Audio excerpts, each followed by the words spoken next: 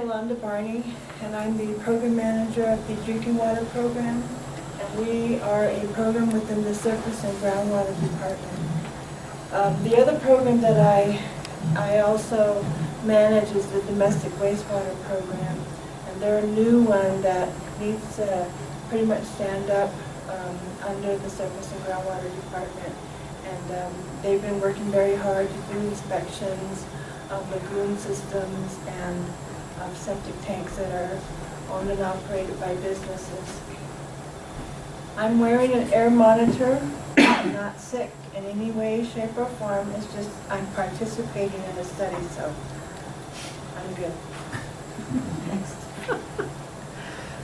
Our office is located on the fairgrounds. We're in an old log building that was built in the 1930s, and it not only we occupy it, but a lot of other critters occupy it as well. And it used to be a zoo, and it continues to be so. But sorry, guys. We have primacy from US EPA. We attained that in the year 2000. We had to demonstrate that we have the laws, the regulations, the staff, that we are capable of enforcing the Navajo Safe Drinking Water Act. So we, in 2000, then received primacy from US EPA, and we oversee about 200 systems. There's a bunch of systems that are now going to be interconnected, so we have to figure out, are we going to combine them or keep them separate? But they're owned and operated by BIA, NQA, Water Resources. We had to strike out chapters because the chapters don't have these systems anymore. Under domestic wastewater, they do have systems, so which they're working with them. There's schools, businesses, parks, and we're very interested in overseeing APS and NGS. But APS and NGS have a long-standing agreement that says that the Navajo Nation will not regulate them. So we have to work around that, and we could do that through what we call a direct implementation agreement. We do operate under the Navajo Nation Safe Drinking Water Act. That's in Title 22, Navajo Nation Code, Section 2500. We reside under the Water Code. The rest of Navajo EPA resides under Title 4, I believe, but we reside under the Water Code. And that was initially adopted in 1995, and it's been changed a couple of times in 2001 to add UIC, and also in 2012 to make amendments because there were some mistakes in it. It is the general policy then to protect and preserve the health and welfare of the Navajo people, and by making sure that the drinking water is safe, then we make sure that the health and welfare of the Navajo Nation is safe. Now this definition also includes UIC, and the reason why it does, our sister program, Underground Injection Control Program, the oil and gas industry actually drills through the geology, and when they do that, they go through drinking water aquifers. So the UIC people, the oil and gas industry, have to make sure that those aquifers are protected. And so that's why UIC resides in the Safe Drinking Water Act. If a system has to comply with the Navajo Nation Safe Drinking Water Act, they've got to meet this definition of having 15 service connections, serving 25 individuals, and having a livestock water source doesn't meet the definition of a public water system. That's real specific. This law applies to anyone that lives on the Navajo Nation that meets that definition of public water system.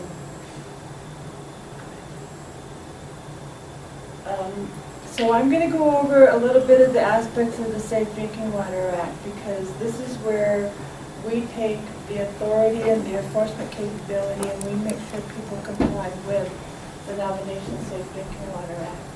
The director means the executive director. He's responsible, or she's responsible for making sure that the program ensures the health and welfare of people. And he can delegate. The director may delegate 20 officers, so that's me. I get to be delegated on the executive director program. We are required to have records of all water systems. We do this by having a massive database, an electronic database, and we also have hard copy files. We manage those files both electronically and on hard copy, and that's required under 40 CFR for all states. The Act also contains prohibited acts, and that would be use of lead pipe, solder, and flux, tampering with a system, other violations that really affect drinking water, and then operating a water system without a permit. We have the same sort of criteria for domestic wastewater as well, operating a facility without a permit.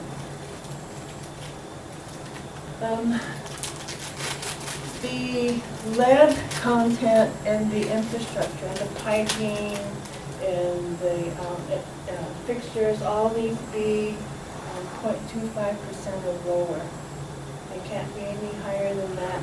This is real significant for Navajo because a lot of the schools were accepting old pipes and old equipment from people that didn't need it anymore, and it turned out a lot of this had high lead, the paints, the pipes. So this law then is something that we exercise regularly. Tampering with a system. There's a lot of folks that like to tap into HOA water lines, BIA water lines. And when they tap into these water lines, they introduce bacteria. And so this law then, when there's that kind of activity going on, staff will go out and they'll check these systems. We're developing this program where the staff will be able to have a field citation book. They'll be able to issue a citation on site, and we'll probably look at this for using that field citation regularly. Under the law then, we're required to submit reports to US EPA and make those reports available to anybody. It's actually on the website. There's a website called ECHO, E-C-H-O, EPA.gov, and anybody can look up their water system online and figure out if their water is acceptable. And it actually looks at what we do as Navajo EPA to do enforcement. So if the system has some high lead or high arsenic and we're not doing anything about it, it'll show up on that website. So the responsibilities of the owner and the operator then is they need to prepare a consumer confidence report, and that's that first one. They need to be able to send out a document that says your water has this quality. You'll see that a lot in NQA systems. If you're a customer of NQA, most likely you'll see a report like that mailed to you, especially in Window Rock, Pinon, Shiprock area. You'll be able to see the quality of your water.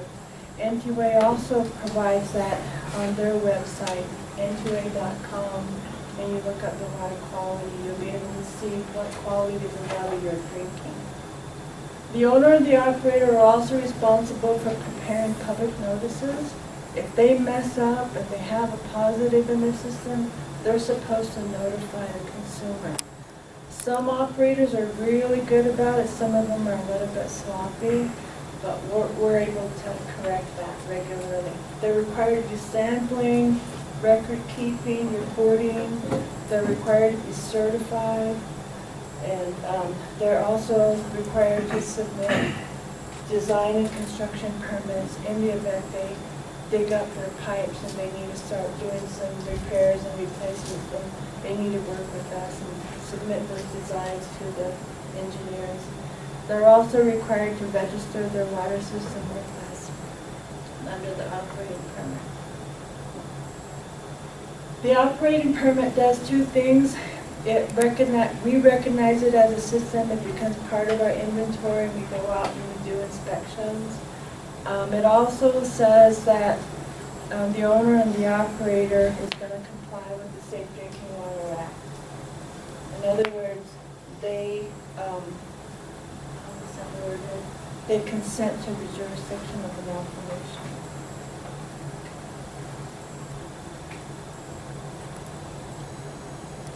The director is required to do inspections at facilities. The law says that the director does that, but in actuality, our president does that. Again, we're delegated to do such things. So we do inspections, and we get out there every 3 years. We take a look at the facility. We make sure that it's operating nicely. If it's not, then we certainly do take enforcement actions. The one thing that I tell the operators, because every now and again they'll shut their door on us, I tell the operators that we have the right to be on site. The Navajo Nation Safe Drinking Water allows us to go to your facility and inspect it. So anytime that the operator actually starts to say, no, you can't come on my facility, I'm going to take you off or something, we have to bring this up to them. The director is also authorized to issue an order for compliance. They're able to do a cease and desist order if we have to.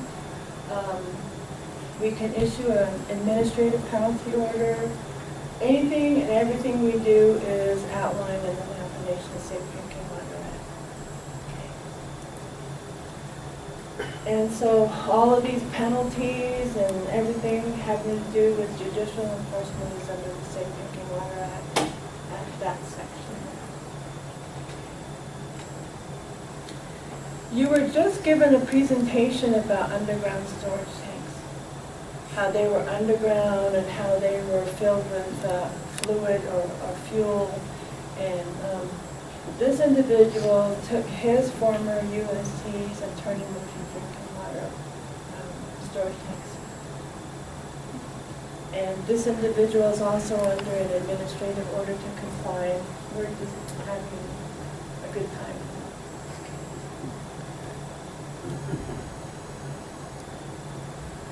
So we have about 13 or 14 administrative orders. We're looking at Black Mesa Shopping Center, Canyocito, St. Michael's School, Red Mesa School, Del Congo, Gutchagay, Anna, Montezuma Creek, Pine Hill School, Tordina, Round Rock, and Burnham. And so we're working with these facilities to make sure they comply, but they actually do have an order. It's an administrative order to comply that was signed by the executive directors, and we require them to do sampling regularly, public notice, anything and everything to comply with. Some of these systems are doing quite well, and we're ready to lift these orders. In the meanwhile, we'll keep these other ones on the books, and we'll keep working with them. So we go then, and we see different things that are happening out there. People actually dug this one. I don't know how deep it is, 4 or 5 feet deep. And it's in between 2 NQA drinking water infrastructure. And so they dug in there and they put in this garden hose. So the garden hose is on top. People go over there and they take the water. Number one, it's free because they illegally tap, and it's probably full of a lot of bacteria because that garden hose is just there. And I'm sure there's animals that use that watering thing. We see a lot of this too, a lot of graffiti that's happening on the storage tanks. This tells us that storage tank isn't protected. We see a lot of this, and we work with Cassie's group. We want to make sure that folks understand that this activity is not good for their water source. So we're working with Cassie's group closely. This is a 2011 data where these homes, there was about 7,000 homes on the Navajo Nation that still didn't have access to water. That number's gone down to about 4,000. So we've been working with EPA and IHS to get those numbers down. And we have visitors inside of the storage tank. Every now and again, the storage tanks aren't protected, so these critters get in and they belly up. And got in this way. There's infrastructure there, they just crawl in and they keep going and they end up in that water source. So that community had to totally drain the tank and clean it up. And here's Merle fishing out that squirrel. So on site then, Merle has them drain the tank, fix the infrastructure, and then fill that tank back up. So sometimes it might be, how much was the most, 85,000? About 30. 30,000, what about the compliment money? No, that was about 500. 500,000 gallons of water that had to be released because they found a similar issue. So NQA is, they get to be sloppy too. So. But our inspectors find that.